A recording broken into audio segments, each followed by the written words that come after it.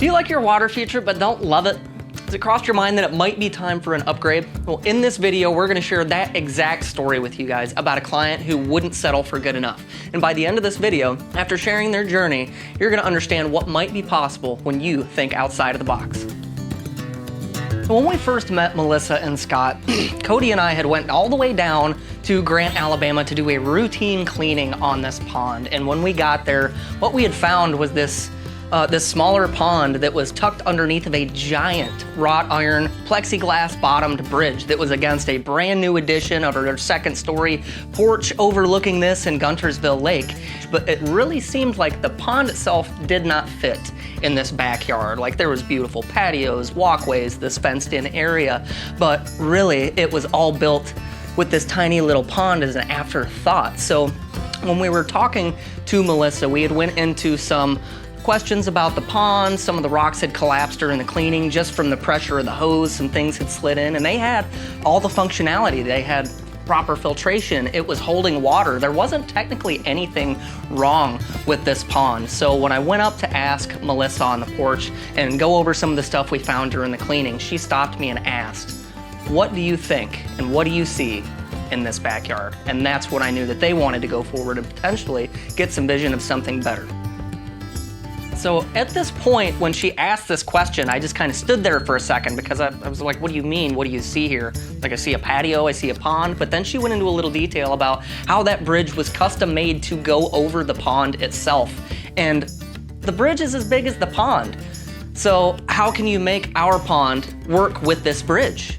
So when I actually looked at it, I took a picture from the overhead and I was like, give me a little bit. I took a picture of it and I actually sketched out in a photo this shape of a pond that kind of wraps around the side, and it involved destroying her entire patio, her retaining wall, the whole nine. I thought outside of everything that was there, you're gonna have to demo unless you wanna fit inside the same footprint on that thing. So by the time I drew out the pond, it exploded her patio, it blew up her retaining wall. So fast forward into this project, the challenges that had come, so many different things. So we were building waterfalls underneath of a brand new porch add-on, which is a little challenging in itself, having to actually construct all the stuff underneath of a porch, make the water look like it's coming out from underneath of the house itself when you're on that second story visual. It's just a little tough doing the digging, the boulder work, all that stuff is time consuming. There's 4 or 5 waterfalls. We decided to do a lot of headwaters on this one too. So leave it to us to wait until we're underneath of a porch to add on 5 different series of headwaters to add some difficulty factor. Outside of that, I think we had more rain than we've had in the history of that place in a given 30-day period. It was like 15.5 inches of rain over the course of 30 days. That makes everything a bit of a challenge. That bluff that was down there at the bottom, it was always a worry that the machines were literally just going to take a little ride and slide down off of the 40-foot bluff, and that would pose a difficulty in getting finished up with the project. But then there's this bridge. So this bridge that was built for the previous pond, that was bigger than the previous pond, now needs to feel like it has a sense of purpose. We're not getting rid of this, $5,000, $10,000 bridge, whatever it was for this custom thing, but designing the pond in a way to where everything makes sense and that bridge feels like it's home by the time we get done, because you don't want it to feel like it was an afterthought either. So for us, the design of the original pond, that one out the window, coming in with the L kind of shaped pond that we did here that you guys are seeing is really where that bridge can crest and get you from one side of the yard to the other seamlessly, and it felt like it was made perfectly for our pond instead of the one that was there before.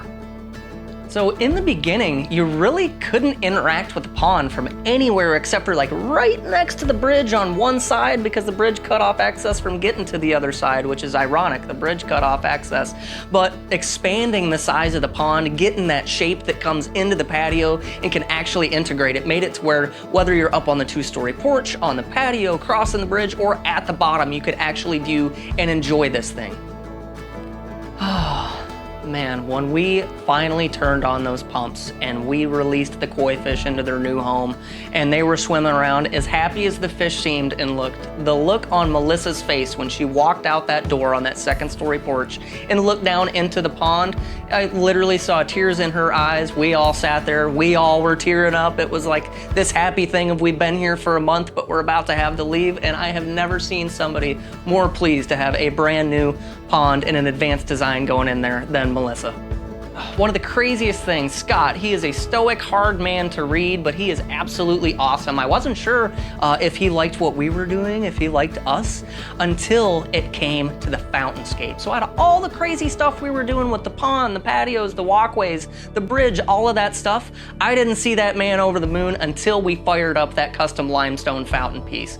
It was absolutely awesome. He sent me a message that night and said, Melissa sent me a message that night and literally said, Scott is still sitting out there by the fountain. It was literally like 10:30 at night. He's out there in a spot that was rarely even hung out in at all, in the middle of the night, looking at this custom fountainscape. And that is how I knew that we had pulled it off.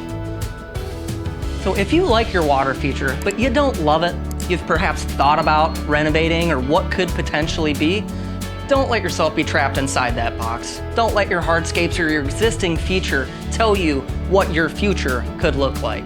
So I challenge you to visualize what could happen in your backyard. And if you can't visualize what could happen in your backyard, we travel across the world building water features, and we would happily come and build outside the box in your backyard.